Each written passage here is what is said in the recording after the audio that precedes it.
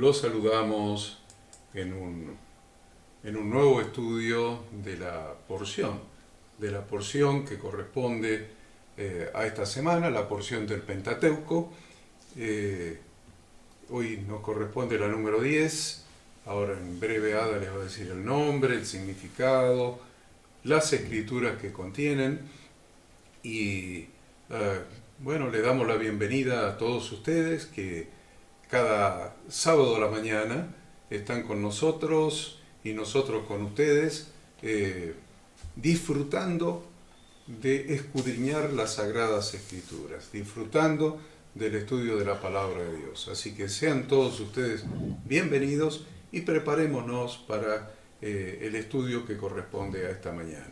Muy buenos días a todos, buen día Pastor Enzo, Horacio, a todos los que están del otro lado. Para nosotros, como decimos siempre, es un placer, es un privilegio, una gran alegría poder estudiar juntos la palabra de Dios y descubrir los tesoros escondidos que en ella encierra. Bueno, buenos días para todos, buenos días Ada, buenos días Horacio, buenos días a todo el público en general que nos está viendo, como cada sábado por la mañana a las 10, podemos ver que hay muchos conectados antes del momento de inicio y eso nos llena de gozo. Shabbat Shalom a todos, hoy es un día muy especial debido a que hoy es el último día del mes bíblico, así que esta noche vamos a reanudar un mes nuevo, se abrirá un nuevo mes, así que estamos con mucha alegría y gozo porque aprovechamos un día también que es 24, que mucha gente va a estar en la mesa. Nosotros también vamos a estar en una mesa compartiendo el pan, el vino con la familia, sabiendo de que inicia un nuevo mes y de que mucha gente hoy nace también su nueva esperanza en que siempre Jesús en la mesa con nosotros.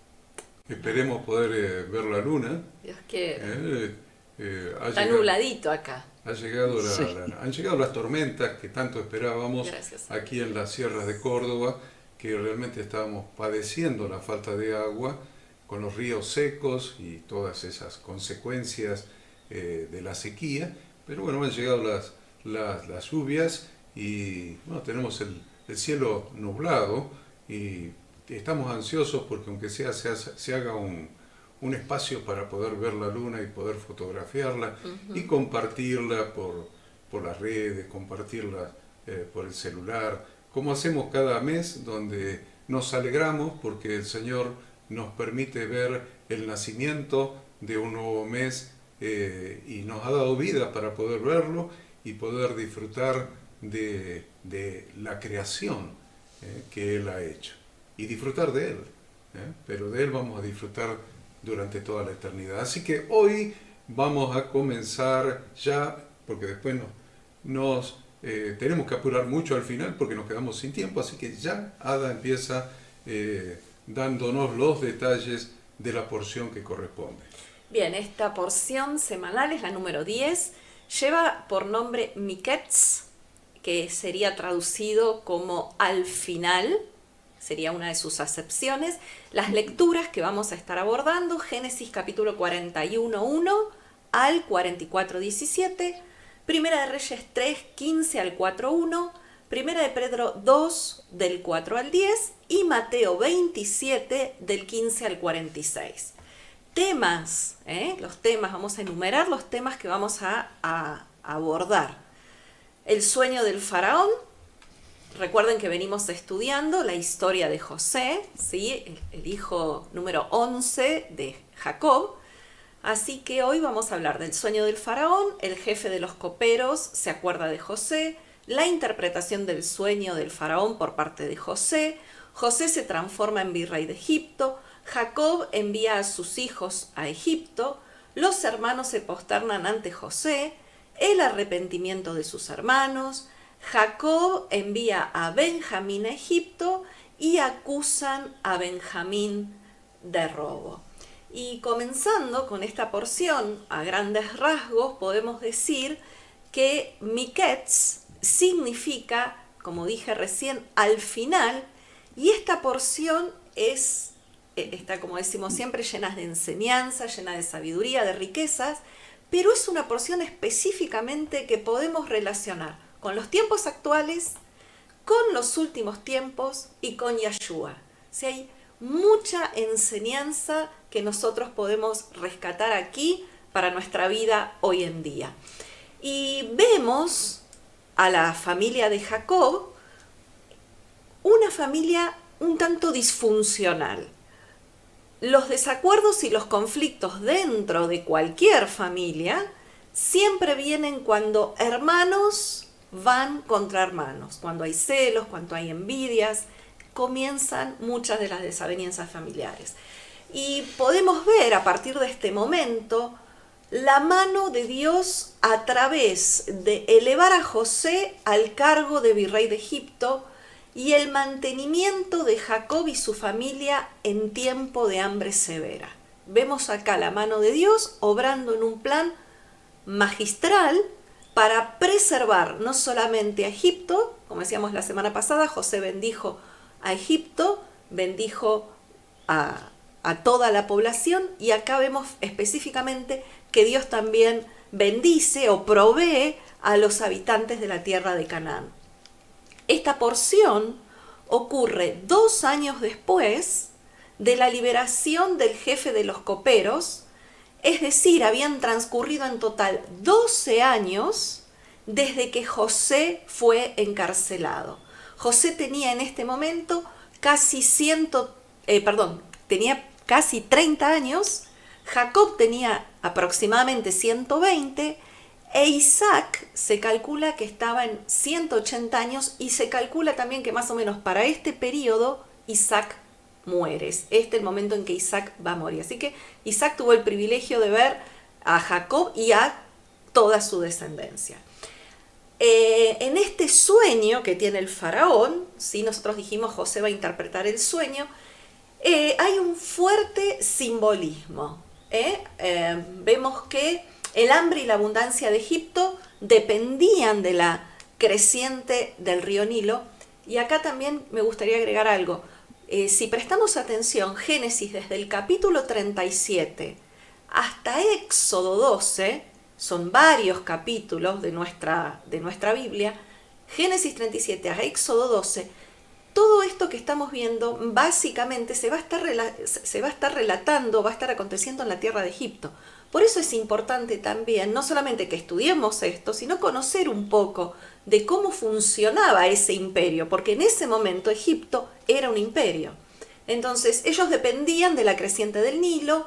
¿Y qué vio el faraón? Bueno, sabemos que vio vacas subiendo del río, vacas gordas significaban prosperidad para Egipto, y las vacas flacas que se devoraron a las vacas gordas se refiere a años de hambre que iban a venir. El hambre llegaría después de la época de abundancia. Y algo interesante es que el faraón tiene este sueño 2 veces.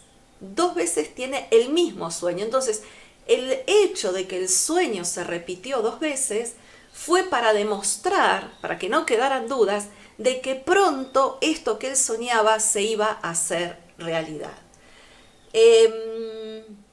En la corte había una serie de intérpretes, sin embargo, nadie logrará interpretar el sueño en forma satisfactoria al faraón. La interpretación que va a hacer José la va a ser guiada por el Espíritu de Dios, y hizo que el faraón quedara admirado de esta interpretación. Y algo que también nos empieza a dejar otra enseñanza. Los sueños de José en su juventud, hablemos de 12 años atrás, o tal vez más, esos sueños de José en su juventud fueron causa de sus aflicciones, de los celos de los hermanos, de las envidias, de que las hermanas decidieran venderlo como esclavo.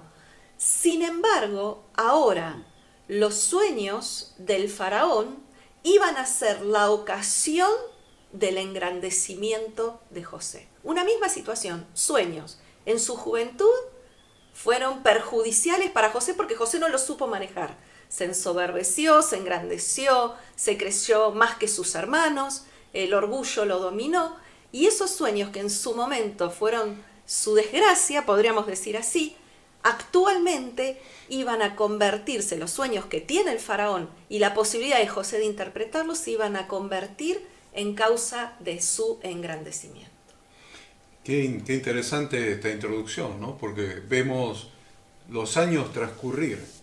Si miramos para atrás, yo sé que con el pastor Enzo seguimos siendo muy jóvenes todavía, pero si miramos vemos que han pasado algunos años de muchos acontecimientos que hemos vivido. Y José tenía 17 años, dice la Escritura, cuando fue vendido a los madianitas, en realidad a los ismaelitas, a la caravana de ismaelitas que iba hacia Egipto, y en Egipto lo compró Potifar, que era un general, era el jefe de la guardia del faraón, y desde que llegó a Egipto, como dijo Ada recién, hasta este momento habían pasado aproximadamente 12 años, porque debe haber llegado más o menos a los 17, 18 años, más 12, estamos en los 30 que tenía José en este momento. Entonces, es muy importante ver que el transcurso de los años en la vida de José transformó su carácter, de un carácter, como decía Ada, un poco orgulloso, envanecido, tuvo que pasar por un padecimiento que moldeó su carácter. Dice la Escritura que Jesús, aunque era hijo, por lo que padeció, aprendió la obediencia. Entonces muchas veces nosotros estamos en el exitismo, en la religión cristiana, en el exitismo de que nunca vamos a padecer, y que no nos va a pasar nada, y que no va a haber sufrimiento, y que nos faltan las alitas como para ser ángeles. Y realmente el Señor usa. La diferencia, esto me lo enseñó un pastor en Cosquín hace muchísimos años atrás, y él me decía los mismos padecimientos. Yo lo fui a cuidar una noche en la clínica donde estaba internado, y él me dijo, vení, acércate que te voy a enseñar algo. Bueno, me acerqué y me dijo, mira, ¿qué diferencia hay entre mí y el paciente que está internado en la sala de al lado? Y yo dije, no sé.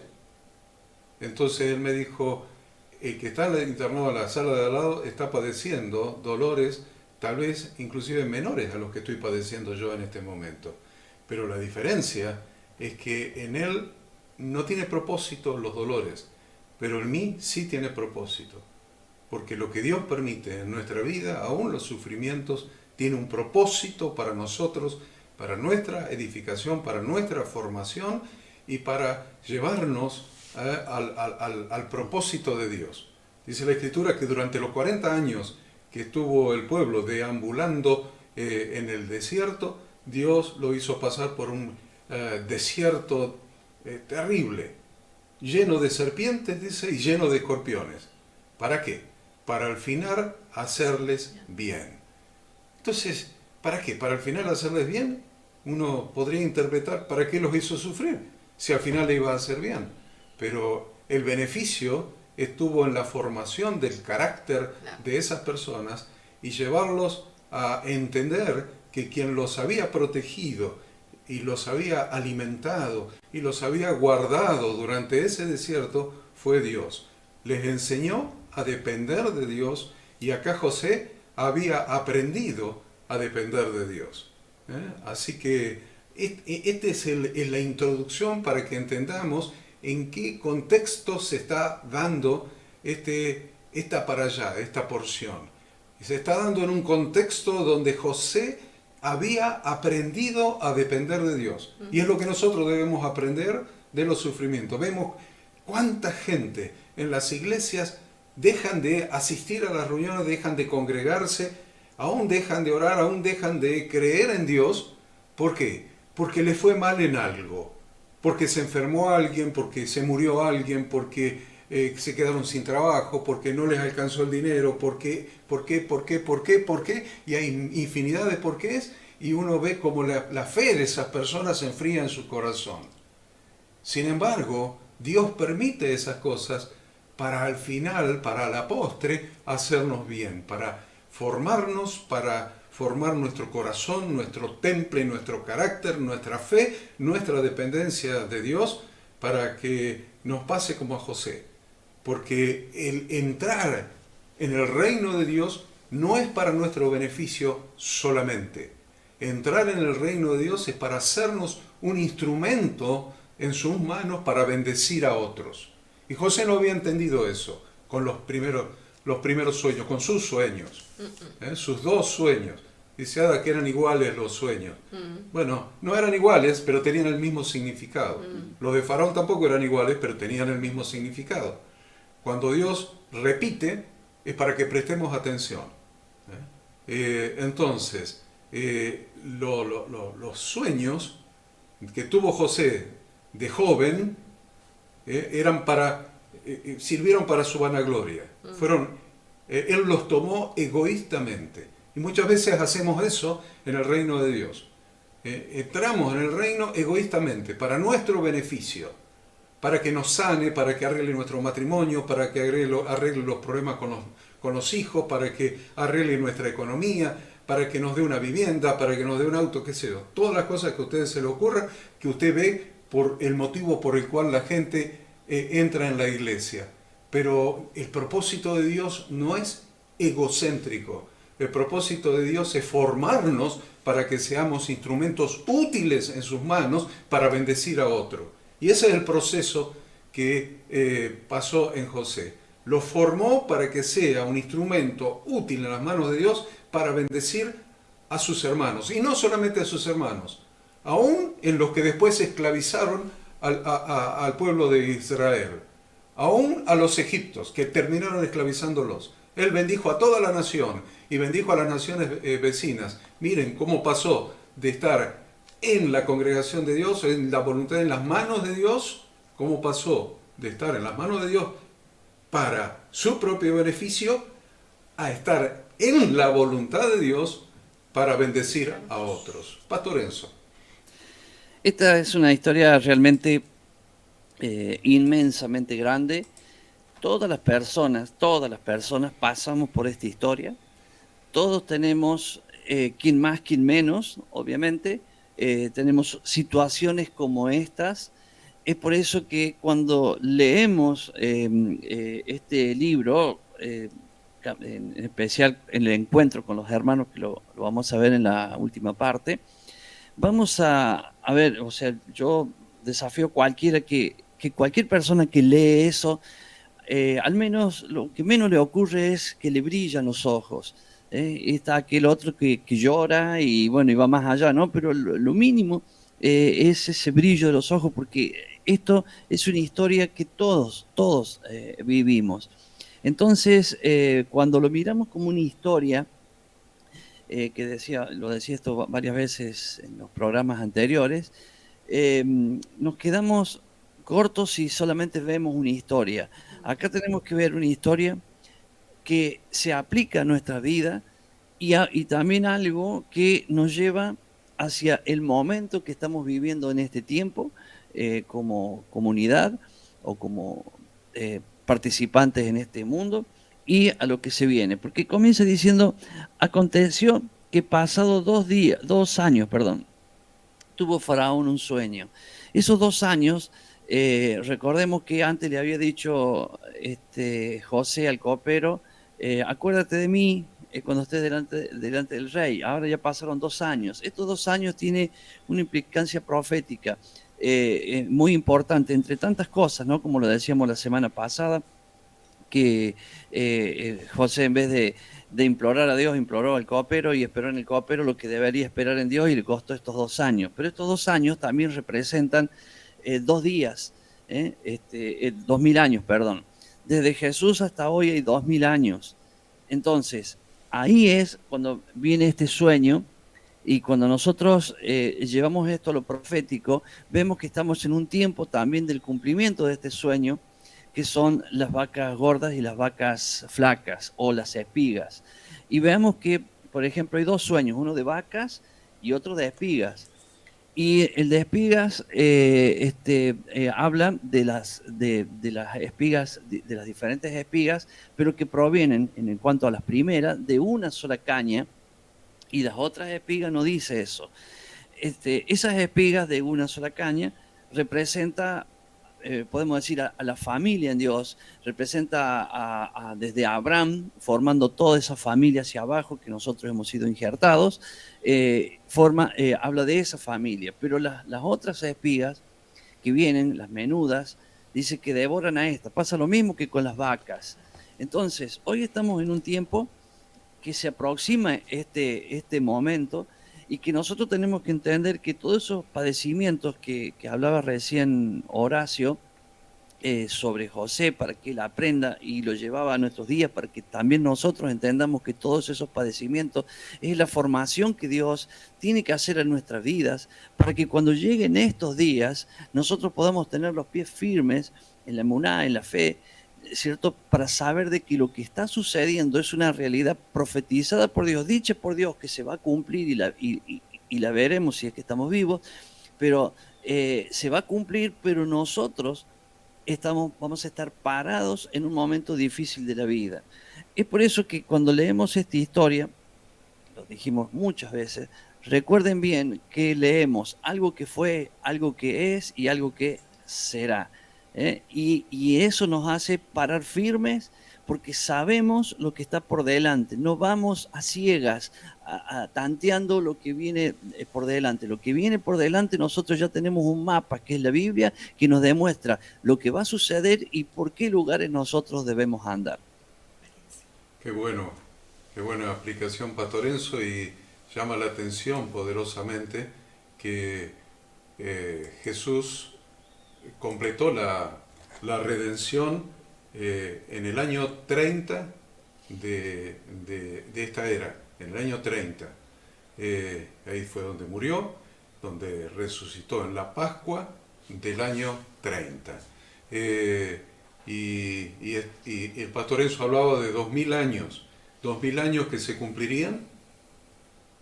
2030 tal vez. En el 2030. ¡Wow! ¡Qué coincidencia! Y realmente no voy a entrar ahí, pero sí en algunos aspectos que después va a desarrollar un poco más el pastor Enzo, porque lo conozco, en cuanto a la hambruna y la provisión, ¿no? Pero... Perdón, me quedó algo que cuando hablé de la memoria, porque justo hoy es un día que mucha gente va a... Cuando digo mucha gente, me refiero a que en el mundo se hizo un marketing de algo que la gente no festeja, porque generalmente nadie festeja el nacimiento de Jesús esta noche. Es una fiesta, sí, pero nadie festeja, o festejan a Papá Noel, festejan a cualquier otra cosa. Pero vamos a ir a los que festejan o celebran el nacimiento. Que al menos, por lo menos lo hacen con una esperanza, como lo hemos hecho nosotros muchas veces antes, ¿cierto? Pero recuerden que Jesús dijo, hagan memoria de mí, ¿cierto? Y él se refería a que hagamos memoria en la muerte, no en el nacimiento.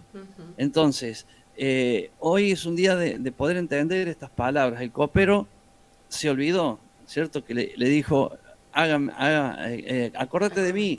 Nosotros nos hemos acordado. Cada vez que estamos juntos en familia, ponemos el pan y el vino y recordamos que Él está con nosotros, pero siempre recordando la muerte, que es lo que Jesús quiso que recordemos. Entonces hoy es un día especial para entender esto, es lo que me quedó, ¿cierto? Que recordamos la muerte, no el nacimiento. Buenísimo. Es muy importante inclusive relacionarlo con la historia argentina, porque... ¿Sí? Cuando se recuerda a una persona, cuando completó su obra, si ustedes miran el 17 de agosto, no fue cuando nació San Martín en Yapeyú, el 17 de agosto fue cuando él falleció, cuando completó su obra en la tierra, y así sucesivamente con cada prócer, el día de fallecimiento de Belgrano, el día de fallecimiento de Sarmiento, etc. Y eso tiene que ver con la obra completada, ¿no? Muy interesante lo que dice el pastor Enzo. Y bueno, ya que él menciona al copero que se olvidó, el copero que se olvidó, el jefe, ojalá fuera El copero, era el jefe de los coperos, ¿no? Porque se ve que tenía tomaba varias copas el faraón. El jefe de los coperos mencionó acá a José, lo mencionó. Y lo mencionó de una manera despectiva. Despectiva. Un joven hebreo, dice, un extranjero. Muy despectivo, ¿no? Eso dice el versículo 12, 41:12. Estaba con nosotros un joven hebreo. Un joven hebreo, un extranjero. Entonces, lo hace después de 2 años y encima despectivamente.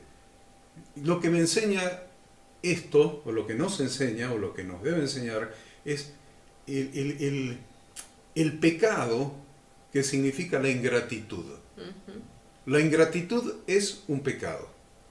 Nosotros lo vemos en toda la Biblia, la palabra gracias. Póngala en su concordancia y la palabra gracias y va a ver cuántas veces habla la Biblia de dar gracias. Le doy, qué sé yo, 1, 2, 3 ejemplos. Romanos 1:21. Pues habiendo conocido a Dios, miren los que se pierden, es uno de los peores pecados la ingratitud.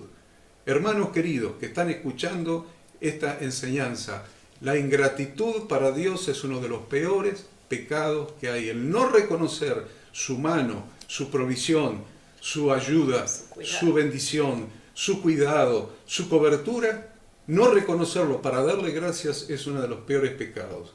Dice Romanos 1:21, pues habiendo conocido a Dios, los incrédulos, no le glorificaron como a Dios, ni le dieron gracias, sino que se envanecieron en sus razonamientos, y su necio corazón fue entenebrecido. Miren qué pecado les atribuye a los incrédulos. Ni le dieron gracias. Después en el Salmo 100, versículos 4 y 5, nos dice que se debe entrar en la oración, en nuestra oración diaria o en nuestra oración a cada momento.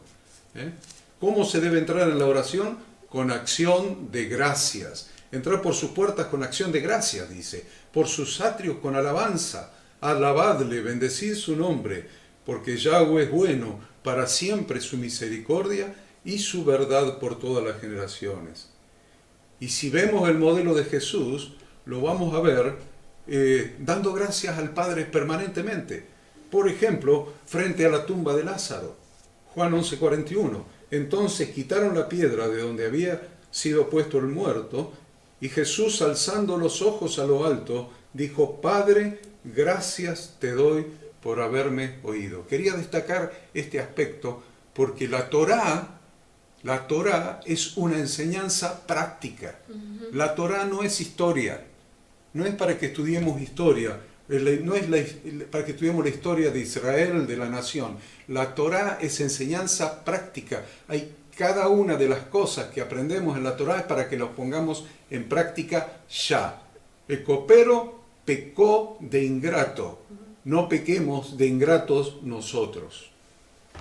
Bien, si avanzamos entre el versículo 14 y el 16, en esos 3 versículos, vemos que Faraón manda a llamar a José después de estas palabras del copero, ¿no? De esta recomendación del copero. Y vemos que dice ahí: José fue librado de la prisión deprisa y de forma inesperada, por lo menos para José. Y dice acá algo interesante, dice que a José lo bañaron y lo afeitaron antes de ir a ver al faraón. Eso se lo conoce o se lo puede llamar, lo podemos destacar como un ritual de transición, como algo, Dios lo estaba preparando para algo nuevo que iba a venir en la vida de José. Dios lo cambió de estatus, digamos, lo cambia de categoría. Ella no va a ser más el hebreo esclavo, ya no va a ser más el hebreo prisionero, sino que Dios ahora lo va a promover a otra posición. Cuando venimos a Dios, Él cambia nuestra condición. Y fíjense que Dios también nos da a nosotros un nuevo nombre, nos cambia los vestidos, nacemos a una nueva vida.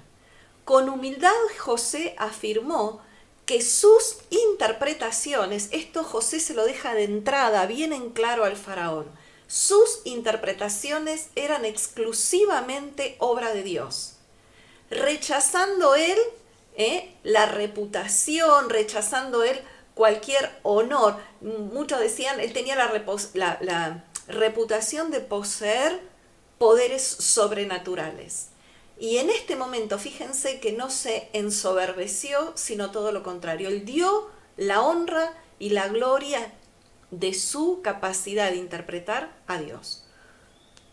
Su integridad en este momento no le permitía ser reconocido de la manera incorrecta. José da gloria a Dios y muestra respeto al faraón y una buena voluntad hacia él. Y entonces luego, del 17 al 24, que no lo vamos a leer, usted seguro ya lo estudió durante la semana, pero vemos que el faraón recapitula el sueño, ¿no? Entonces le traen a José, lo preparan para presentarse ante el faraón y el faraón va a recapitular el sueño, le cuenta el sueño con detalles y en el sueño, como decíamos bien, las vacas representan el arado y las espigas representan la cosecha. No hay duda de que está relacionado con una cuestión de productividad y una cuestión de un hambre que se acercaba.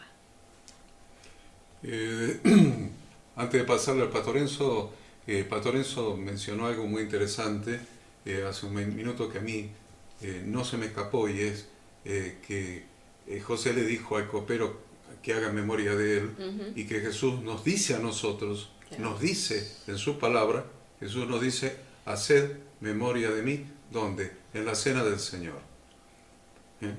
Y la cena es una comida de familia. Siempre la cena es, si usted piensa en cenar, piensa en la familia alrededor de la mesa. La cena siempre es una comida de familia.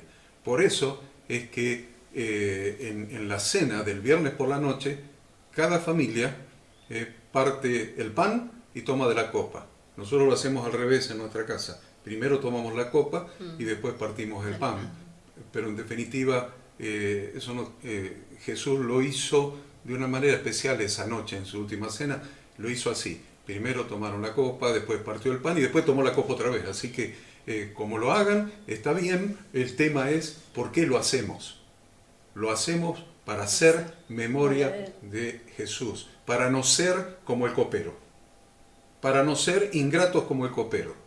Y en la cena familiar del día viernes, en nuestro hogar, en nuestra propia familia, lo hacemos. Y después, al día siguiente, en la reunión de la familia de Dios, lo volvemos a hacer. Porque la ingratitud es un pecado muy grave. Pastor Enzo, quería resaltar eso porque usted lo mencionó ahí. Muy bien. Con respecto a estos sueños hablan de hambre, de una hambruna mundial. Hablamos del mundo conocido en esa época, pero para ellos mundial. Y lo vamos a ver que ellos estaban en Egipto, o sea, el sueño fue en el faraón, fue para Egipto, pero era para todo el mundo, porque en Canaán estaba Jacob con sus hijos, y él le dijo, vayan, nos hemos enterado que hay comida en Egipto, vayan y compren, porque si no compran nos vamos a morir de hambre. Y esto trae una linda reflexión. Yo entiendo que la fe que usamos generalmente cuando llegan estas situaciones y vamos a escuchar a la gente, lo digo porque lo escucho y muchas veces intento ayudar, es que te dicen, pero Dios nos va a proveer. Sí, sabemos que Dios nos va a proveer, pero hay una actitud nuestra que corresponde y que la tenemos que tener bien clara.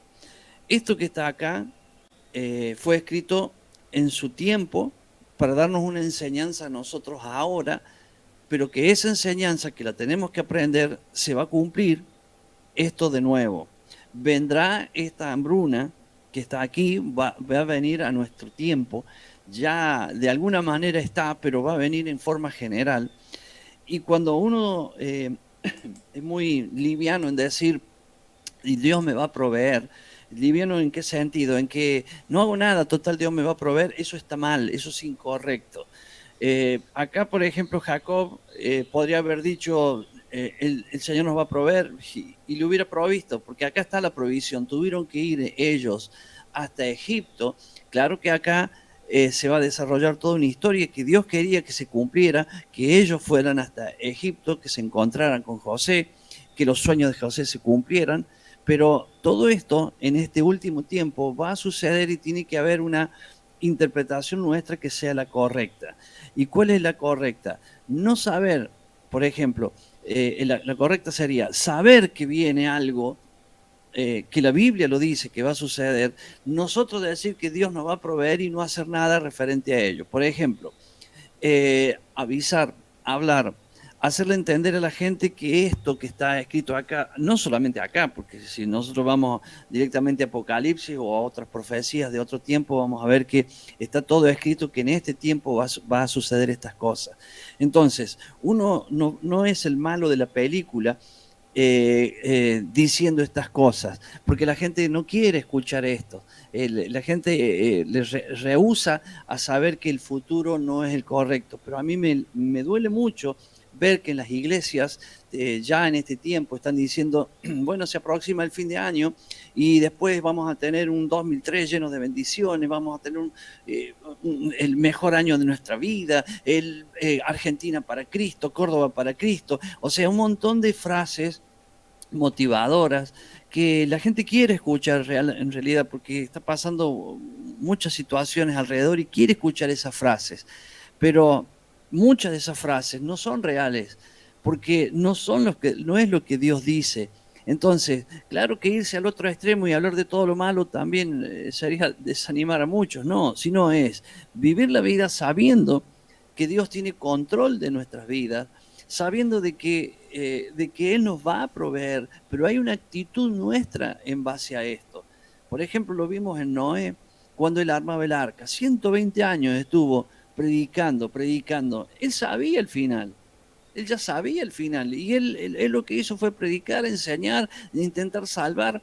Y bueno, llegó el momento y vivió y sabemos todo lo que sucedió. Nosotros tenemos que saber cuál es el final de esto. Sabiendo de que no solamente lo tenemos que saber, sino que vamos a transitar ese final. Yo no hablo con esto de nada específico, porque lo específico lo dejo a cada una de las personas. Hay quienes se preparan de una manera y quienes se preparan de otra. Pero el no hacer nada, por ejemplo, Jacob, él podría haber dicho, a mí me escogió el Señor, soy el hijo de la promesa, soy el hijo de Abraham, el hijo de Isaac, Dios tiene que tener cuidado de mí. No dijo eso.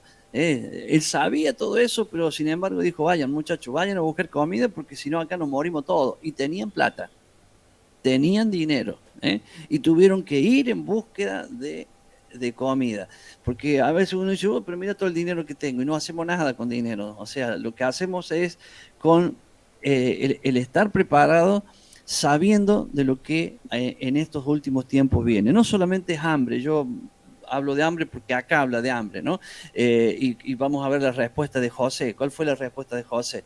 Y bueno, rey, ya no sea problema Faraón, porque acá estoy yo soy José, y no, sino que dijo, no, vamos a hacer una cosa.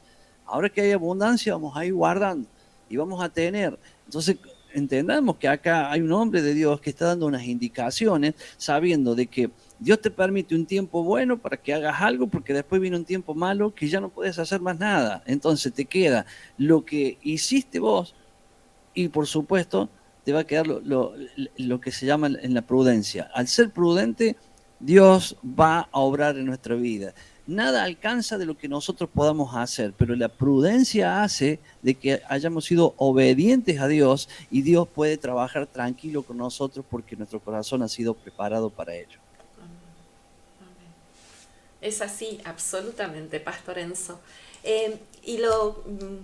Volviendo un poquito a esto que decía el Pastor Enzo, desde el 25 al 36, desde el capítulo, seguimos en el 41, del 25 al 36, vemos que José no solamente interpreta el sueño, sino que también le dice al faraón cómo administrar, cómo ejecutar un plan de acción, lo que decía el Pastor Enzo, debemos accionar. Él le detalla un plan de acción para que no pasen hambre. Faraón bendice a José, ¿por qué? Porque José escuchaba a Dios. Vemos que Dios siempre estuvo con José. Y José también mantuvo su fidelidad aún en el tiempo más difícil. Dios no nos pone en una situación de influencia, en la posibilidad de aconsejar a otros, en la posición de aconsejar, de guiar, de acompañar a otros, sin antes prepararnos en las cosas más pequeñas. Y vemos todo el proceso, ¿no? José, donde estuvo, Dios estuvo con él. Él fue esclavo, sin embargo, en la casa de Potifar llegó a estar a cargo de la casa de Potifar. Luego fue llevado a la cárcel y terminó estando a cargo, o sea, siendo destacado dentro de la cárcel. Y ahora lo vamos a ver a José convertirse en virrey del imperio más importante de ese momento. Dios había tratado con José, como lo estuvimos explicando, y ahora José estaba en condición de ser promovido a este nuevo cargo. Y la verdad que para nosotros la fórmula de la prosperidad siempre la encontramos en la Torá, siempre está en la palabra de Dios. Dios siempre da consuelo en tiempo de adversidad y nos prepara para pasarla. Como bien decía Pastor Enzo recién, ¿no? Estamos viviendo tiempos difíciles, vienen tiempos más difíciles aún, sin embargo, Dios nos da la capacidad de que nos preparemos para enfrentar esa situación. Otra gran coincidencia entre Yahshua y José es que a Yahshua, a Jesús, su familia, el pueblo de Israel, no lo quiso, al igual que a José. A José no lo quisieron sus hermanos, a Yahshua lo rechazaron y no lo quisieron sus propios hermanos. Entonces sería una buena pregunta, ¿no? ¿Cuál va a ser nuestra actitud? ¿Cuál va a ser nuestro corazón? ¿Cómo vamos a lidiar con el rechazo de nuestra propia familia? Y esto lo llevo específicamente a lo que el pastor Enzo decía con respecto al día especial que muchos viven hoy, ¿no? ¿Qué pregunta? ¿Cómo lidiamos con el rechazo de nuestra propia familia? Dios bendijo a Egipto, ¿con qué finalidad? Con la finalidad de proveer a su pueblo en Canaán. José recibió conocimiento para llevar adelante el plan de Dios, el plan de Yahweh. Y la verdad es que cuando Dios determina algo, tanto la naturaleza como la política deben hacerse a un lado para permitir que suceda el plan de Dios. Nada se va a interponer en que el plan de Dios sea ejecutado. Dios quiso revelar su interpretación a través de su propio servidor, que era José, y José se centró en la potencial catástrofe que el faraón podía evitar si planificaba adecuadamente. Egipto podría haber sido un caos si Dios no hubiera intervenido, o mejor dicho, si José no hubiera intervenido gracias a la guía y la inspiración de Dios. No hay duda que Dios tenía un plan y ese plan lo iba a realizar José, y esto también se cumple en Yahshua Israel, el pueblo de la Torá. Dios dio abundancia de alimento a la congregación de Israel, le dio la abundancia del pan de su palabra, y luego vino Jesús, el pan de vida, para que todo el mundo que tenga hambre y venga a Él, ya no la tenga. Qué importante eso, ¿eh? Y tenemos una aplicación muy interesante, porque Dios, dice Ada, Dios le dio abundancia de alimento a su congregación, a Israel. Le dio la Torá, claro. Le dio el pan en abundancia a Israel, pero con un propósito, para que toda la tierra coma de ese pan. Por eso Jesús decía, yo soy el pan de vida. El que a mí viene nunca tendrá hambre, y el que en mí cree no tendrá sed jamás. Y en Apocalipsis, en el capítulo 7, leemos que los que lavaron sus ropas en la sangre del Cordero, dice que ya no tendrán hambre ni sed. Epa, ¿ven? No tendrán hambre ni sed, y el sol no caerá más sobre ellos, ni calor alguno, porque el Cordero que está en medio del trono los pastoreará y los guiará a fuentes de aguas de vida, y Dios enjugará toda lágrima de los ojos de ellos. Entonces, la otra cosa que quiero destacar antes de que Ada siga, es que José no le dice al faraón que lo ponga a él como a cargo de la solución. Ya había aprendido José, ¿eh? Había aprendido. ¿Vieron cómo aprendió? No le dice, poné un hombre lo suficientemente entendido como para saber cómo y cuánto alimento, de qué manera y cuánto alimento almacenar, y cómo y cuánto vender. Y que sea sabio en la ciencia de conservar el grano, para que el grano no se pudra, no se estropee. Entonces, él no le dice poneme a mí. Tal vez él estaba esperando volver a la cárcel, les aviso. Es probable que él hubiera entendido que lo sacaron de la cárcel, iba a interpretar el sueño del faraón y volvía a la cárcel. Sin embargo, Dios tenía otro plan. Pero él no fue el que forzó el plan, fue el que se sujetó al plan de Dios. Ahí cambió, ya no era su plan. Era un hombre que había aprendido a depender de Dios y a aceptar y a sujetarse al plan de Dios, haciendo, ojo, no es me sujeto al plan de Dios y me acuesto a dormir la siesta. No, haciendo lo que él tenía que hacer. Pues dice la Escritura que el Señor abre puertas que nadie puede cerrar y cierra puertas que nadie puede abrir. Entonces, cuando el Señor abre una puerta delante tuyo para servir al Señor, camina por esa puerta, porque el Señor abre puertas y nunca sabes qué hay más adelante. Le pasó a Andrés, les aviso. Nuevo Testamento, vean la historia de Andrés. Andrés era el hermano de Simón Pedro, del apóstol Pedro. Y Andrés no sabía lo que iba a pasar después, pero sabía que tenía que ir. Cuando conoció a Jesús, fue corriendo y le dijo a Pedro, Pedro, conocí a alguien que puede ser el Mesías. Y Pedro vino y conoció al Mesías. ¿Y qué multiplicación tuvo Andrés? Pregúntense siempre, ¿qué multiplicación, qué fruto va a ser, con qué fruto, qué cantidad de frutos va a ser recompensado Andrés en el cielo? ¿Qué cantidad de frutos? Por solamente haber ido a buscar a Pedro. 3.000 el primer día que predicó Pedro. 3.000, solamente el primer día.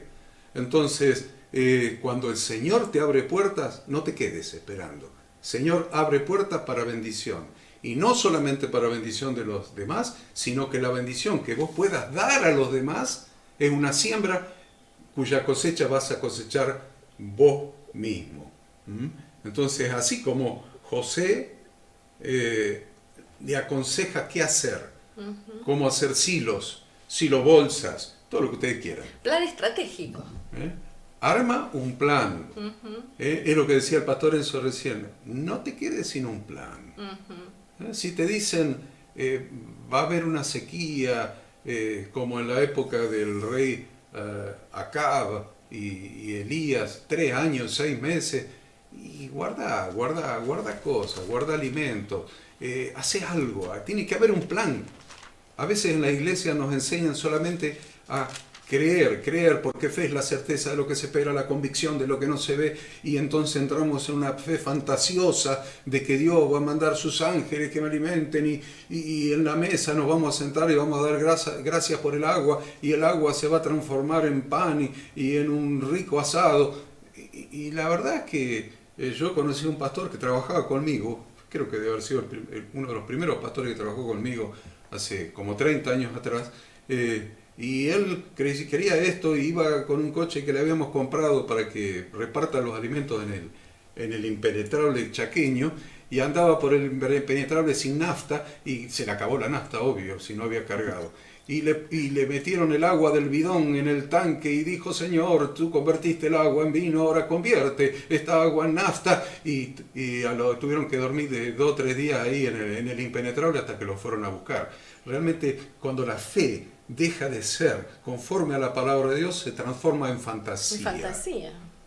y no caigamos en la fantasía.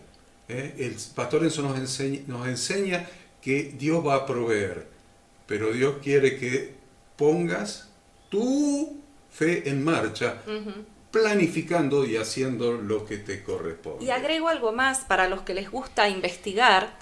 Hechos capítulo 11, vamos al Nuevo Testamento 11, 27, Hechos 11, 27, fíjense, acá estamos viendo lo que ha sucedido en la iglesia de Antioquía con el apóstol Pablo, dice en el 11, 27, en aquellos días unos profetas descendieron de Jerusalén a Antioquía, y levantándose un profeta llamado Ágabo o Agabo, no sé cómo se pronunciará. No tiene acento en nada, así que es Ok, Agabo, un profeta llamado Agabo, daba a entender por el Espíritu que vendría una gran hambre en toda la tierra habitada, la cual sucedió en tiempo de Claudio. Claudio, emperador romano. Y si vamos a los libros de historia, esa hambruna registrada en la época del gobernador Claudio también se cumplió. Dios siempre va a usar a sus profetas, por eso tenemos la palabra profética más segura. Tenemos la Biblia, como bien decía el pastor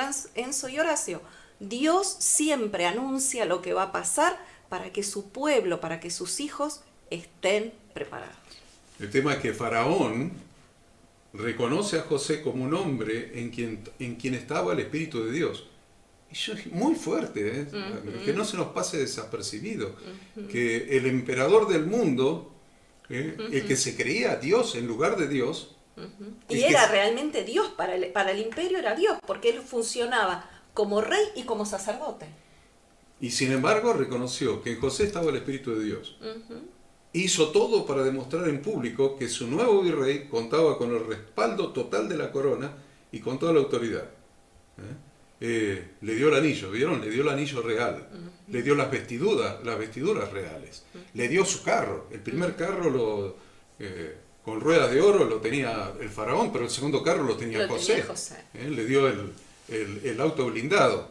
Entonces, debemos saber que en la vida tendremos tiempo de vacas gordas. Chicos, a ver, esto yo lo vengo diciendo desde que tenía 20 años. Hace mucho. Hace muchos años atrás, no digo cuántos, pero lo vengo diciendo. En la vida, tenemos que saber que en la vida tendremos tiempo de vacas gordas y tiempo de vacas flacas. La vida del ser humano es cíclica. Y si oímos la voz de Dios a través de su palabra, podremos estar preparados para afrontar los tiempos de escasez. No solamente cuando el apóstol Pablo habla de dinero, de hambre, de alimentos, de cosas materiales, dice todo lo puedo en Cristo que me fortalece, y nosotros sacamos del contexto el texto. Todo lo puedo en Cristo que me fortalece, y lo aplicamos a cualquier cosa. El apóstol Pablo está hablando de hambre, de dinero. Ese es el contexto. De abundancia y de escasez. De abundancia y de escasez. Estoy preparado en todo y para todo. Pero nosotros debemos estar preparados para afrontar los tiempos de escasez. Debemos aprender a manejar nuestras finanzas personales y familiares.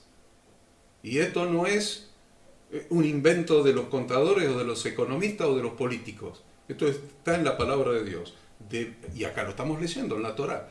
Debemos estar preparados para manejar, aprender. No nacemos sabiendo. Entonces, pero tenemos gente en las congregaciones que nos pueden enseñar. Los pastores mismos tienen la obligación de enseñarles a los miembros de sus congregaciones a manejar sus finanzas personales y familiares. Haciendo, por ejemplo, presupuestos de recursos y gastos y ajustándose a lo que presupuestan. No haciendo un presupuesto. Ahora vamos a hacer el presupuesto familiar. Ay, qué lindo, nos peleamos con mi esposa 5 horas hasta ponernos de acuerdo para que nos alcance la plata, después lo metimos en un cajón y entramos a malgastar, a salir y a comprar todo lo que se nos da la gana, y a la mitad del periodo ya no tenemos más plata. ¿Y cómo en el presupuesto alcanzaba y ahora no alcanza? Si la plata que tenía que entrar, el sueldo entró, y ahora no alcanza, pero en el presupuesto sí, porque no le dimos bolilla, no le hicimos caso a la planificación. Debemos aprender también a clasificar nuestros gastos, nuestros egresos familiares y personales, nuestros gastos en necesidades, deseos y caprichos. Necesidades, deseos y caprichos. Entonces, cuando hace un plan por escrito, ese plan por escrito ofrece un objetivo visible para esforzarse por ese objetivo. Tengo que hacer graneros en toda la nación de Egipto. Vamos a hacer graneros. Bien. ¿Qué es lo que hizo en el primer periodo de tiempo? Hizo graneros. Presupuestó. Después, ¿qué hizo? Llenó los graneros. ¿Con cuánto? Con el 20%, el veintesmo. Ahí no había doctrina de diezmo. Era el 20. José recaudó el veintesmo, la quinta parte. Llenó los graneros. Bien, hubo una planificación y un cumplimiento de la planificación. A veces planificamos, nos proponemos en el matrimonio cosas y a los 10 minutos nos olvidamos, o cuando queremos hacer algo que nos produce placer, por eso digo necesidades, deseos y caprichos. Entonces, vamos a planificar. A planificar. Y vamos a hacer un esfuerzo. Sin esfuerzo, nada funciona. Anoche lo decía en la mesa de Shabbat, creo. Sí. Esfuerzo y sacrificio. Tal cual.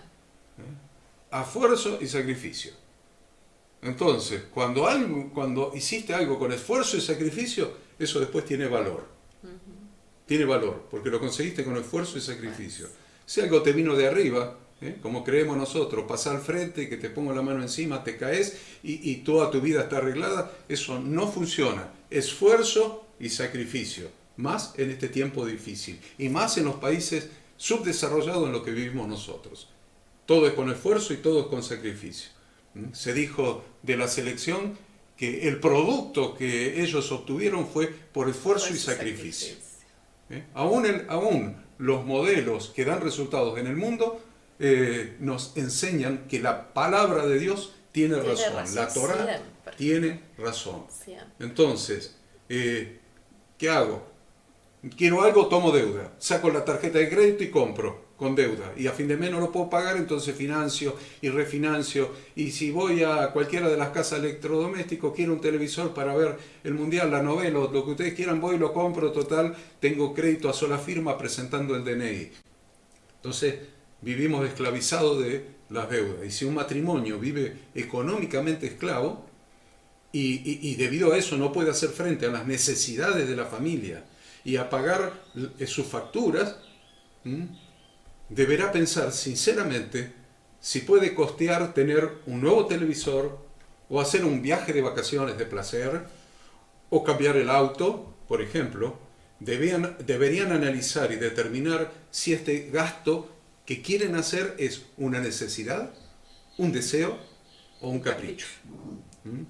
Los matrimonios que se encuentran endeudados no tienen otra prerrogativa que la de, luego de afrontar sus necesidades, primero las necesidades obviamente, no los deseos, no los caprichos, sí las necesidades, después de satisfacer las necesidades, entonces pagar las deudas.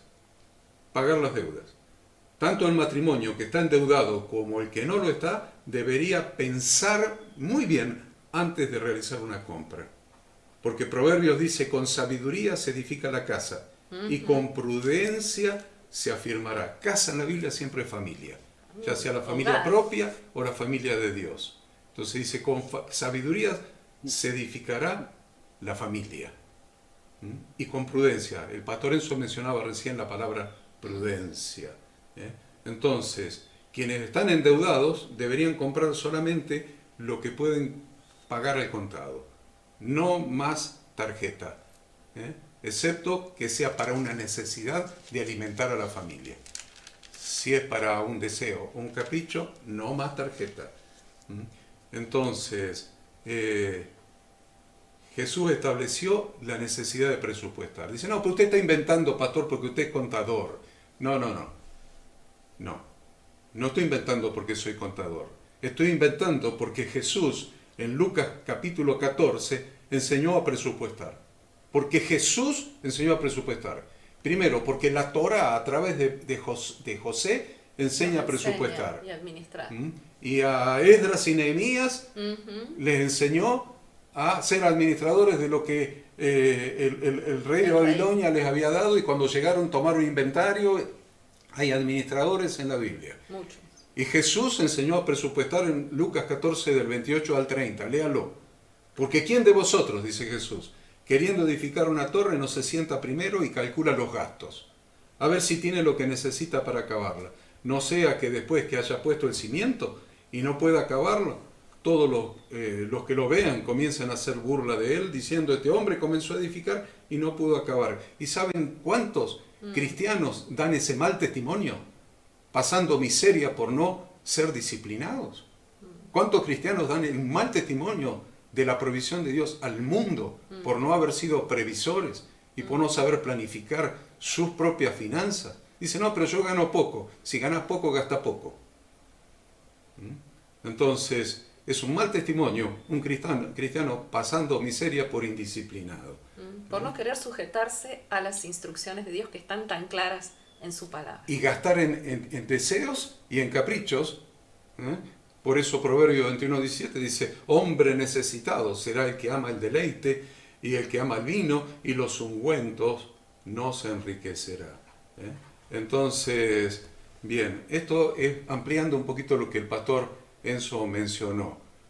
No es cuestión de irresponsabilidad, no es cuestión de que Dios me va a proveer. Claro que Dios te va a proveer.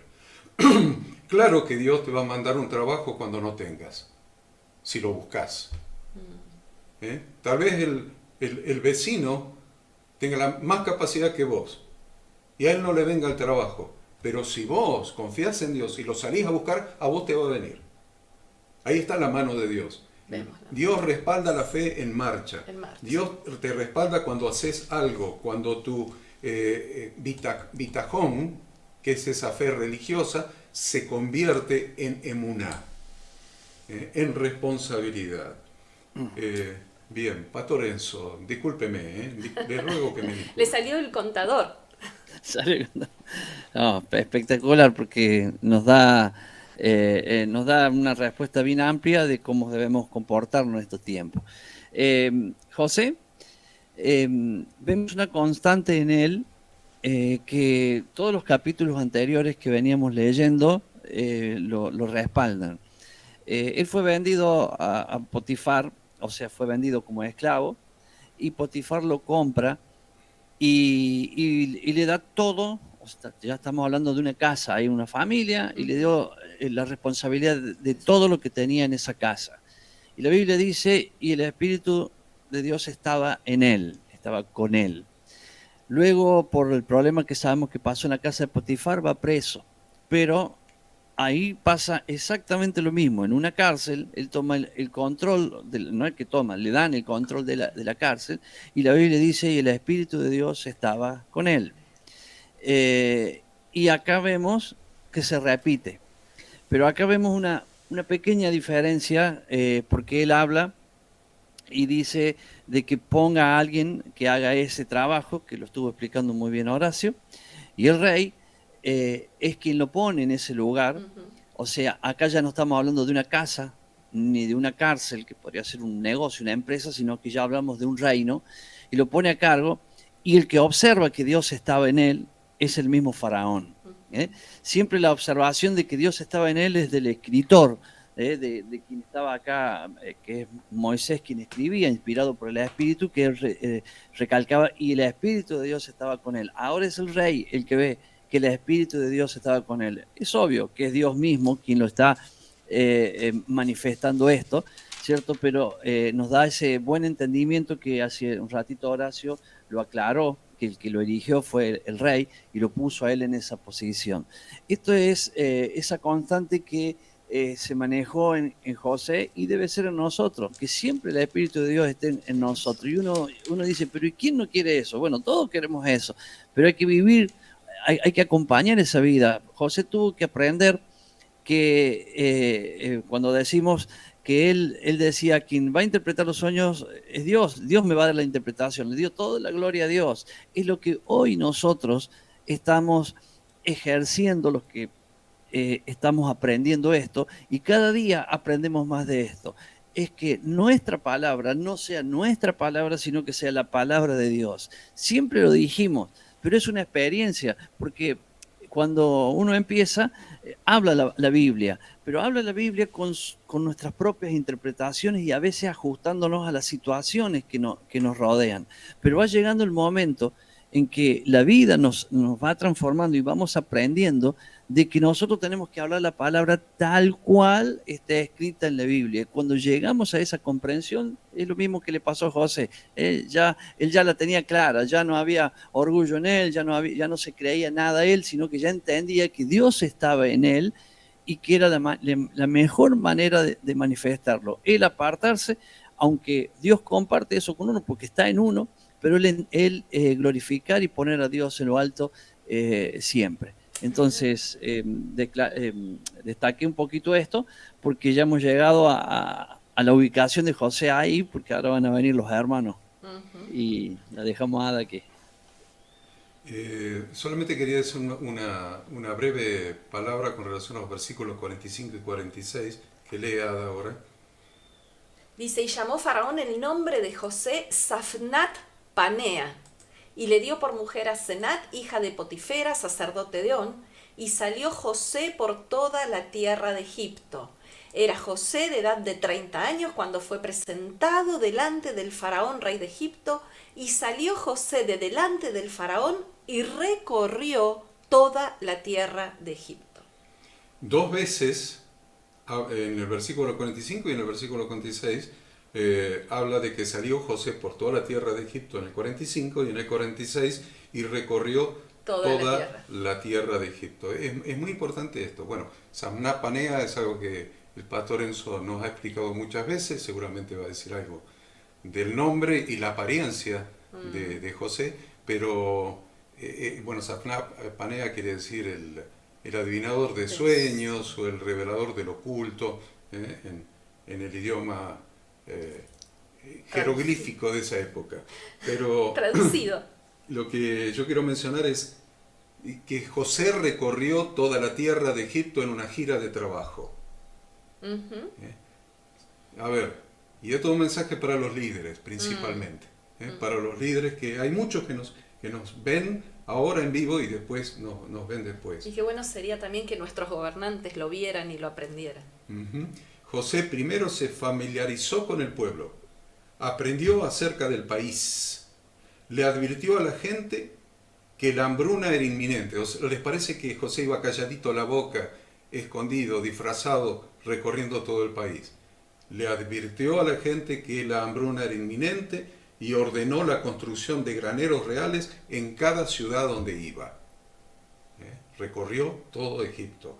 ¿Qué nos demuestra esto? Que esto es el mensaje que quiero dejar acá. Nos demuestra que la autoridad que Dios da a sus siervos no es para que se encierre en su carro de oro el segundo del faraón. Está primero Dios y después yo. Miren, yo he escuchado en muchas iglesias esto, en muchas denominaciones. Sí. Está primero Dios y después el pastor. Y después tu familia y después qué sé yo quién. Y la verdad que eso no fue la actitud de José. A pesar de que tenía el segundo carro en el imperio, José entendió otro principio de la Torá. Aprendió que la autoridad que Dios da a sus siervos no es jerárquica, sino que es funcional. Podría haber cruzado los dedos en su palacio que le debe haber dado el faraón, quién sabe. Imagínese lo que quiera de todos los beneficios de ser el segundo en un imperio. O quedarse sentado en el escritorio, como algunos. Quedarse sentado en el escritorio, ¿viste? Antes de construir el resto del salón para que se reúna la congregación, primero vamos a construir la oficina pastoral. Sí. La oficina pastoral es el invento más extraño que yo he visto en mi vida, y si no sirve solamente para dar consejería y sirve para esconderse, está mal. La oficina pastoral, si la tiene en su edificio, úsela para dar consejería a los hermanos, no para esconderse hasta que terminan de cantar y después ir y que lo aplaudan, todas esas tonterías de la religión. La autoridad que Dios da, esto lo entendió José, la autoridad que Dios da a sus siervos no es jerárquica, sino que es funcional. De igual modo, en este tiempo también existen dos tipos de autoridad dentro de la iglesia. La autoridad que da la posición o el oficio, la que da el oficio se llama oficial, la que da la posición o el oficio, y la autoridad que da la unción. Una es la autoridad que te da el oficio, la posición jerárquica, y otra la que te da la unción. Una es jerárquica, la otra es funcional. De igual manera, la autoridad que da la institución y la autoridad que da el ser fiel al llamado de Dios son diferentes. Puede la institución, el ministerio bíblico, ministerio que vos quieras, te da una posición jerárquica. Estás ordenado como pastor. ¿A vos quién te ordenó como pastor? Ministerio bíblico. ¿Quién te ordenó? Horacio, Enzo. ¿Quién te ordenó? Listo, ya tenés el reconocimiento de la autoridad jerárquica. Eso es una tontería grande como una casa. Eso no está alineado con la palabra de Dios. La autoridad dentro de la iglesia no te la da la institución. La autoridad te la da el ser fiel al llamado de Dios y cumplir tu función. La autoridad que te da el oficio, la oficial, y la autoridad que da la función funcional. Hay dos autoridades, la oficial y la funcional. Si querés, quedate con la oficial. Pero José miren, se quedó con la funcional, porque el Espíritu de Dios estaba con él. y de eso se trata. Miren, con el pastor Enzo ya estamos viejitos. Pero no estamos aferrados a una autoridad jerárquica. Estamos aferrados a cumplir la función del llamado de Dios en nuestras vidas. No importa la edad que tengamos. Tal vez el Enzo un poco más viejito que yo, pero no importa la edad que tenemos. Importa el llamado de Dios y cumplir la función. No estar sentado en un escritorio esperando que todos corran para todos lados y hagan lo que yo quiero, sino lo que hizo José. Recorrió toda la tierra y en los dos versículos lo menciona. La autoridad orgánica y funcional, porque la iglesia es un organismo vivo, es un cuerpo, no es una estructura empresarial, es un organismo vivo, un cuerpo. Por lo tanto necesita autoridad orgánica, porque es un organismo. Una autoridad orgánica y funcional es la autoridad que fluye cuando una persona comunica la vida de Dios a través de su palabra o de lo que hace. Entonces ahí tiene la ayuda de Dios, ahí sí tiene la ayuda y el respaldo del Señor mismo. Entonces es muy importante porque los cristianos, para estar bajo la autoridad de Dios, debemos hacer dos cosas. En primer lugar, conocer la palabra de Dios. Hay que estudiarla. Y en segundo lugar, ejercer la función. Ejercer la función que la autoridad de Dios nos impone. Porque todos los miembros del cuerpo de Cristo tenemos alguna función para edificación. Todos. Sin excepción. Todos. José recorrió toda la tierra de Egipto.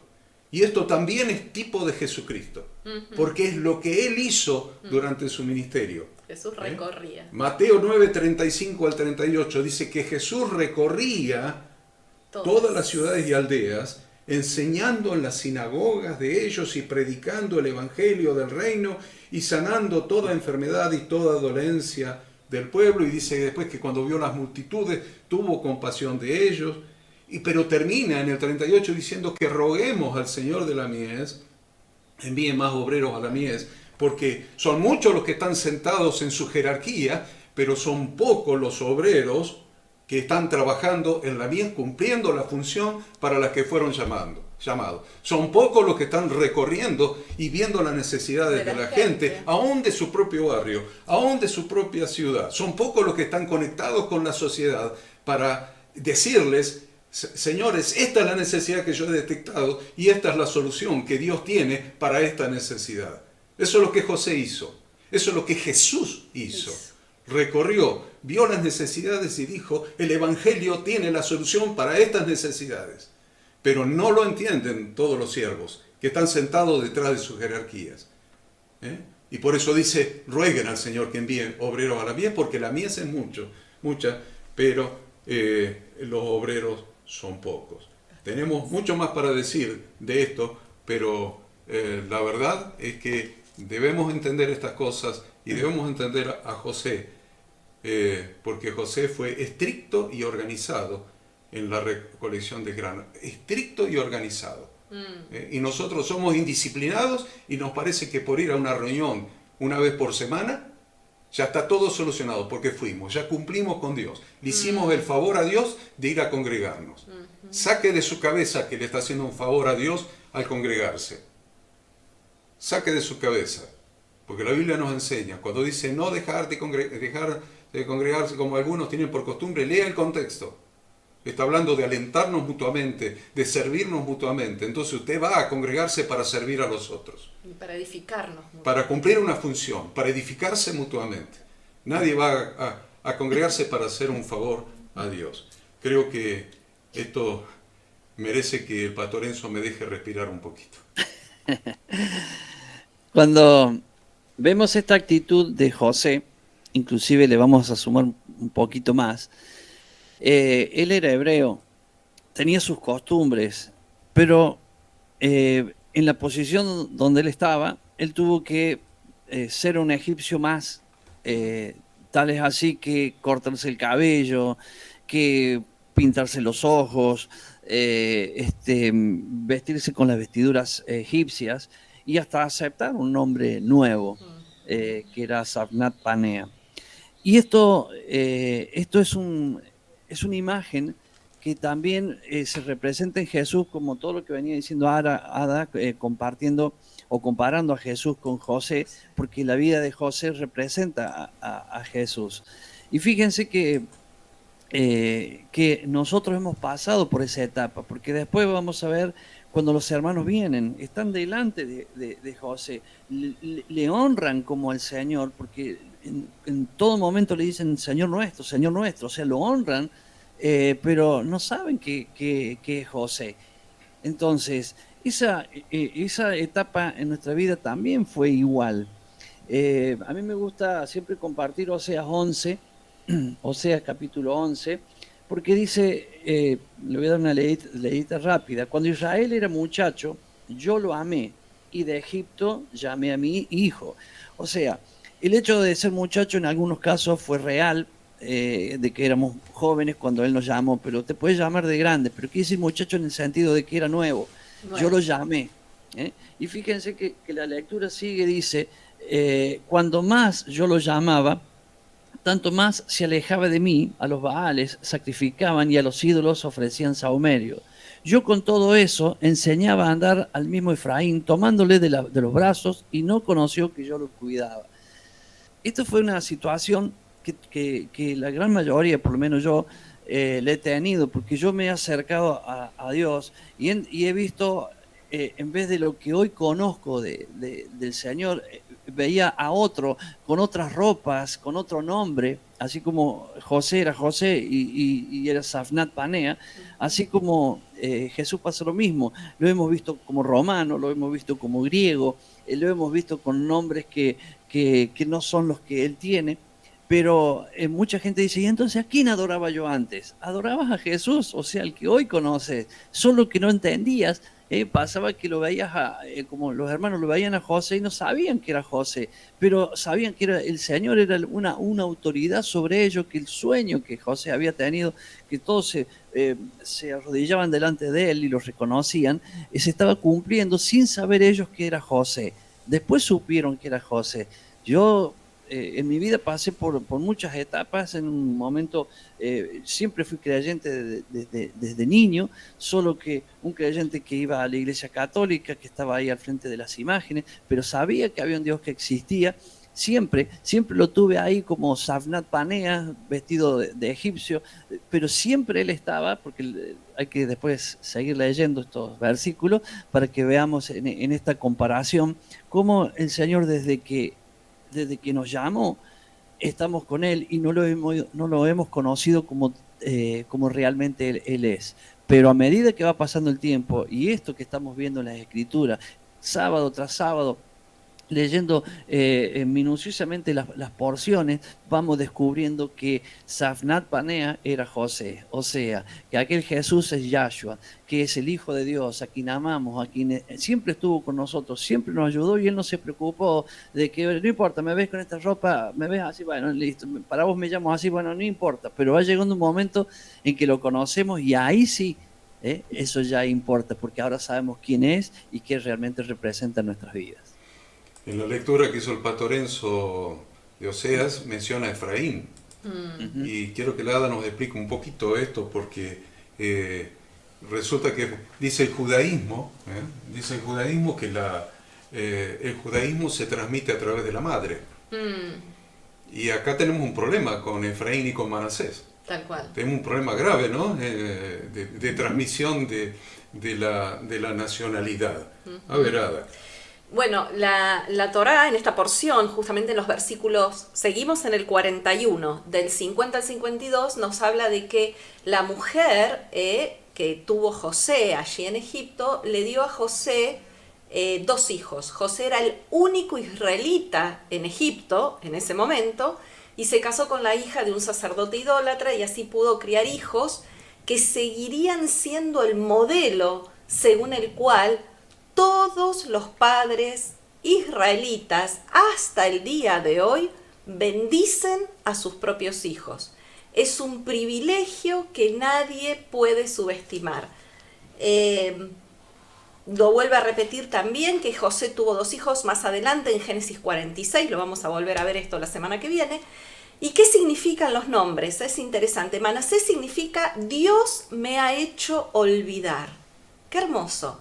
Dice, Dios me ha hecho olvidar todas las penurias, todas las tristezas que había sufrido de sus hermanos.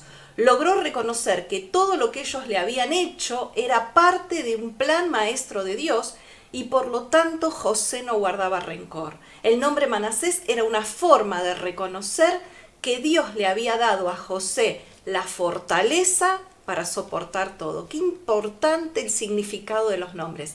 Y por otro lado, a su segundo hijo le puso Efraín. Dice o significa, Dios me ha hecho fecundo en la tierra de mi aflicción. José llama a Egipto la tierra de mi sufrimiento. A pesar de toda la grandeza que él tenía, de todo el esplendor que José gozaba en su condición de virrey, él seguía siendo hijo de Jacob y oriundo de la tierra prometida. La lejanía de su padre era su aflicción. Entonces, fíjense, Efraín, sinónimo de fructífero, y Manasés, sinónimo de olvido. Y fíjense que siempre las dos cosas van juntas, porque fue precisamente cuando engordó Jerusún que se olvidó de su hacedor. Eso está en Deuteronomio 32:15. Dice, pero engordó Jerusún y tiró coces. Engordaste, te cubriste de grasa. Entonces abandonó al Dios que lo hizo y menospreció la roca de su salvación. Y esto lo vemos muchas veces hoy, que muchas personas llegan a Dios con problemas en su familia, económicos, de trabajo, y cuando reciben la prosperidad, se alejan de la congregación de Yahweh, lo que equivale a salirse de la cobertura, porque Yahweh solamente continúa siendo el Dios de la congregación, no de los que están fuera. Por eso cuando alguien pecaba o estaba enfermo, la Torá ordenaba sacarlo de la congregación. Pero qué interesante el simbolismo, ¿no? Del peligro que se puede correr como corrió el pueblo de Israel. Qué bueno que hicimos un capítulo en 1 hora y media. Y 23. Hay más todavía de ese capítulo. Hemos Pero salteado sigan ustedes en la reunión congregacional. 7 páginas que escribió Ada con relación a ese solo capítulo, 7 páginas. Hemos dado algunas cositas salteadas para entusiasmarlos y para que vean la sabiduría de la palabra de Dios, ¿no? Infinita. Y a mí me llama la atención que en el versículo 42, en el capítulo 42, en el siguiente, Jacob envía a sus hijos a comprar alimentos, y que tanto tanto los tres patriarcas, Abraham, Isaac y Jacob, pasaron hambre en Canaán, y esto los desafió a confiar en Dios. Los tres, los más importantes de la historia de Israel. Los tres San Martínez de la historia de Israel pasaron hambre en la tierra de Canaán, lo que los llevó indefectiblemente a los tres a confiar en Dios. Por eso Jesús dice, yo soy el pan de vida.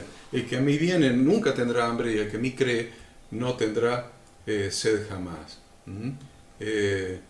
Bien. Pastor Enzo, andamos cortos de tiempo, así que le toca a usted, a ver. No, Capítulo 42. Esta historia que se refleja en una vida en cada uno de nosotros, es imposible compartirla en todos sus aspectos, ¿no? Pero vamos viendo, o sea, ese detalle que diste recién de la hambruna y que salir a confiar en Dios, es lo que pasa constantemente en nuestras vidas. Y a medida que los años van pasando y que la Biblia o la Torá de Dios va entrando en nuestro corazón, mucho más fácil lo entendemos. Acá en este mandato de Jacob a sus hijos hacia Egipto. Aprendemos mucho, y obvio que vamos a ver atrás de esto, atrás de esto vamos a ver lo que realmente importa en todo esto, ¿no? Que es el encuentro de los hermanos con José, las tretas también que hace José para llegar al resultado que él buscaba, y es por eso que se hace un capítulo realmente muy emocionante, muy emocionante. Anoche le daba una lectura nuevamente, y lo que dije hace un rato lo repito, ¿no? Cuando llegas al final de lo que vamos a ir viendo hoy, que no creo que lleguemos hasta allá, cuando no soportó José y estalló en llanto, no se puede leer eso sin que se nos brillen los ojos o más, ¿no?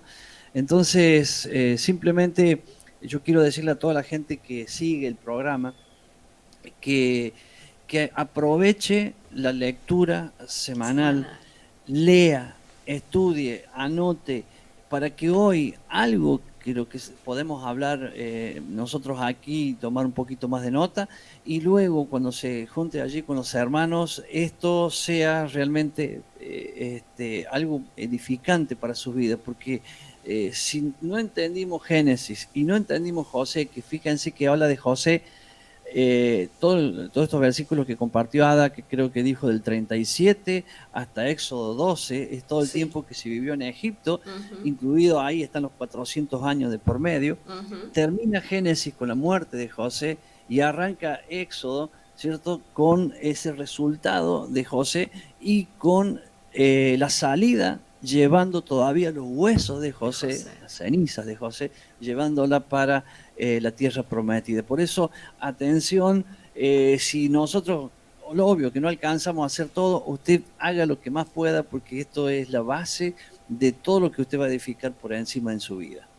Bueno, quisiera para terminar con una última enseñanza, ¿qué tiene que ver esta historia con la teshuvá?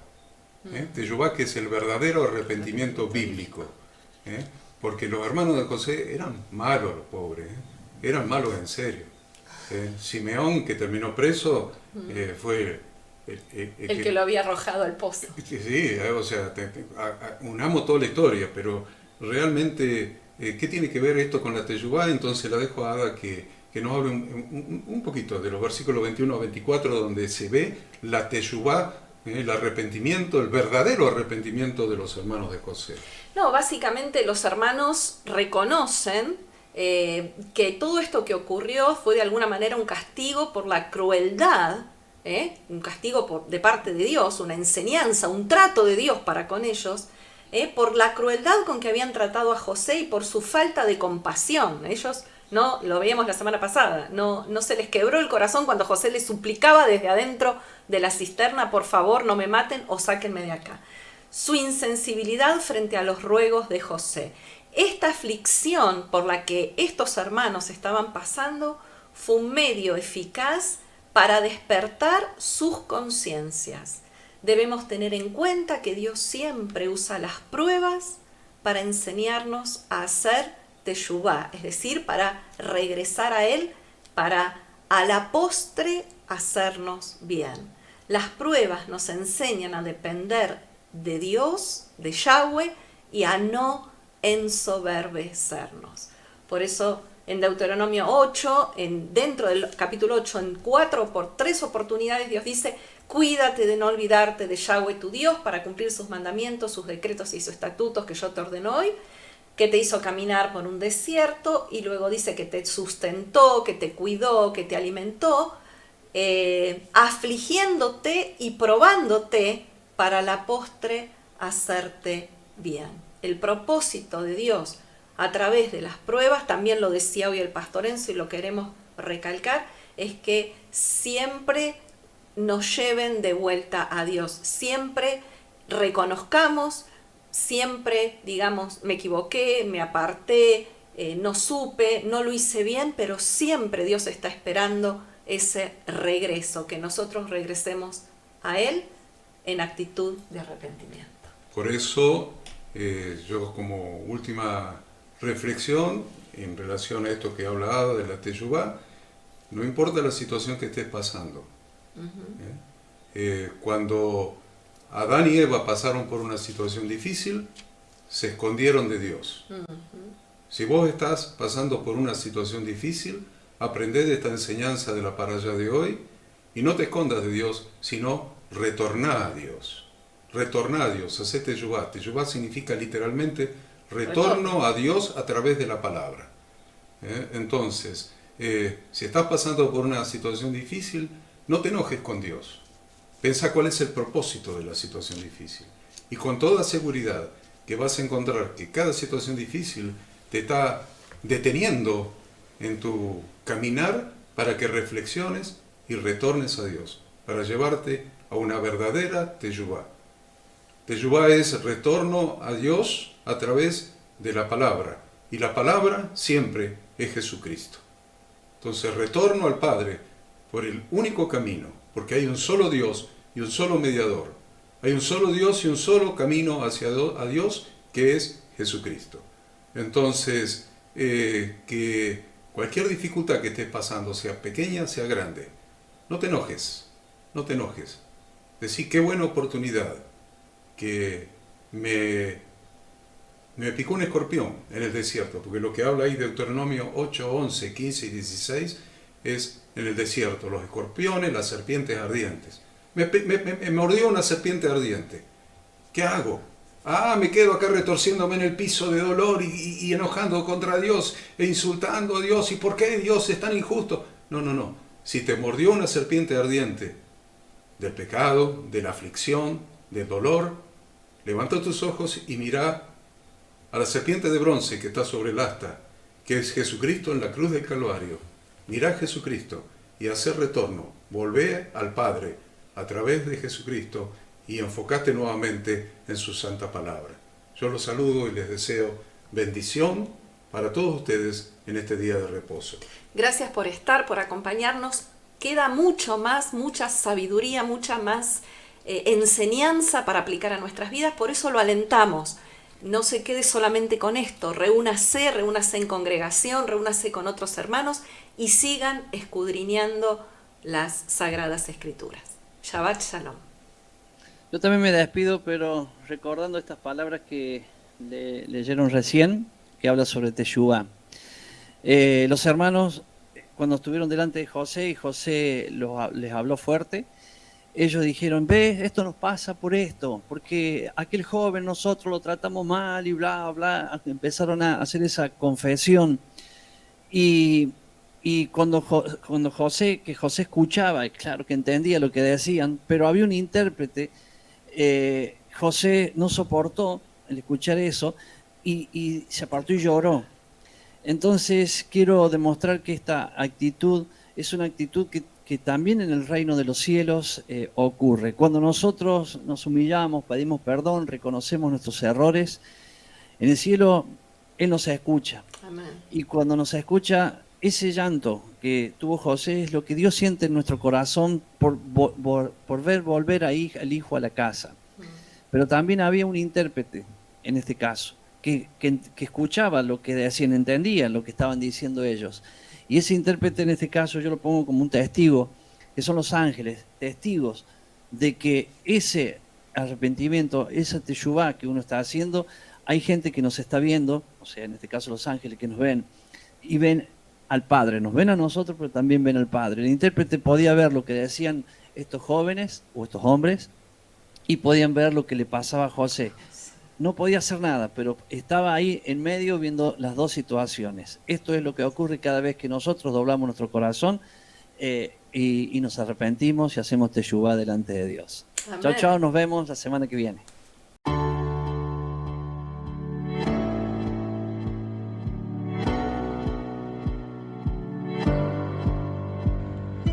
Queremos que tú también conozcas esta herramienta que durante los últimos 18 años ha sido útil para las iglesias de todo el mundo de habla hispana, capacitando cientos de siervos de Dios. Las formas de aprender están cambiando y Ministerio Bíblico Internacional, a través de su facultad bíblica, brinda programas de formación ministerial bíblica, teológica y práctica para la multiplicación y edificación de la iglesia 100% online. Respondiendo a las necesidades de hoy, para aquellos que no cuentan con la posibilidad de asistir a clases presenciales, donde quiera que estés, en todo lugar, recibirás el material de estudio y verás las clases en vivo y on demand, accediendo a través de tu celular, PC, tablet o Smart TV. Recibe tu capacitación en las siguientes carreras: diplomado en teología para maestros de grupos de evangelismo y discipulado, licenciatura en teología pastoral, diplomado en teología y práctica ministerial para pastores, líderes y servidores. Súmate a los pastores que han organizado un grupo de estudio tutorial a distancia en la congregación con estudiantes locales y de las otras iglesias de la zona. Esta es tu oportunidad como seguidor de Cristo para comenzar tus estudios y completar tus exámenes desde la comodidad de tu hogar y en los horarios que tengas disponibles. Súmate al liderazgo de este tiempo y adquiere las habilidades, herramientas y valores necesarios para impactar el mundo con la palabra de Dios y transformar la vida de aquellos que creen al Evangelio. Para más información, ingresá a facultadbiblica.com.